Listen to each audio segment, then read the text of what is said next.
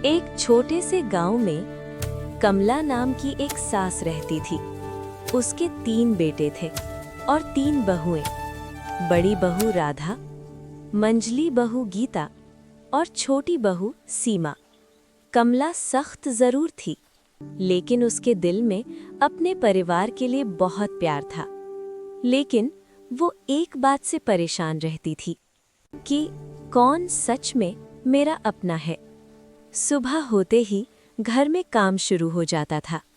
राधा रसोई में काम करती हुई बोली, कमला मांझी को तो बस काम ही करवाना आता है, इतना काम कोई कैसे करे।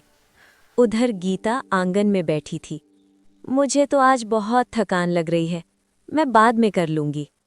लेकिन सीमा चुपचाप बिना कुछ कहे सारा काम करती जा रही थी। सीमा प्यार से, मांझी आप बैठिए, मैं पानी लेकर आती हूँ। कमला ये सब देख रही थी।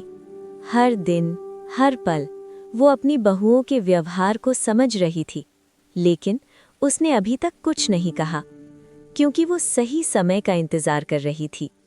एक रात जब सब सो रहे थे, कमला चुपचाप बैठी सोच रही थी, अब समय आ गया है सच जानने का। अगली सुबह कमला अचानक बीमार होने का नाटक करने लगी।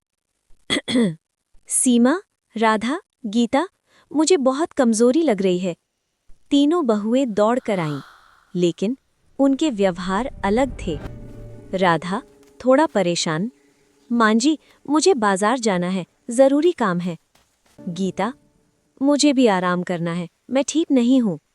और तभी सीमा आगे बढ़ी, आंखों में चिंता। मांझी आप चिंता मत कीजिए, मैं हूं ना, मैं आपकी सेवा करूंगी। दिन बीतने लगे।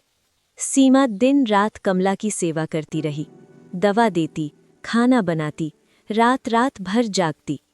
कभी उसने शिकायत नहीं की, कभी उसने थकान नहीं दिखाई, क्योंकि उसका प्यार सच्चा था। एक दिन कमला अचानक उठ बैठी। उसकी आवाज पहले जैसी मजबूत हो गई। अब बहुत हो गया। तीनों बहुएं चौंक गईं। मांझी आप ठीक हो गईं? कमला गंभीर, मैं कभी बीमार थी ही नहीं, ये सब एक परीक्षा थी। पूरा घर शांत हो गया। राधा और गीता के चेहरे पर शर्म थी। कमला, इस परीक्षा में सिर्फ एक ही बहू पास हुई है, और वो है सीमा। सीमा चुपचाप खड़ी रही।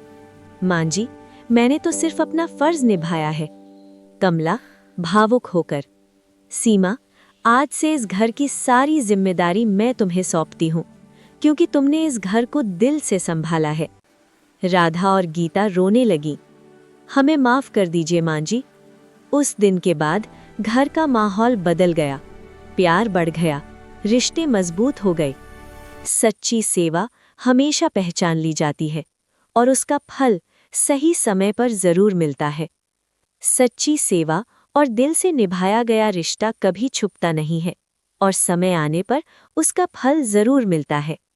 अगर आपको ऐसी दिल को छू लेने वाली कहानियां पसंद है, तो हमारे चैनल को सब्सक्राइब जरूर करें और बेल आइकन दबाना न भूलें, ताकि हर नई कहानी आप तक सबसे पहले पहुंचे।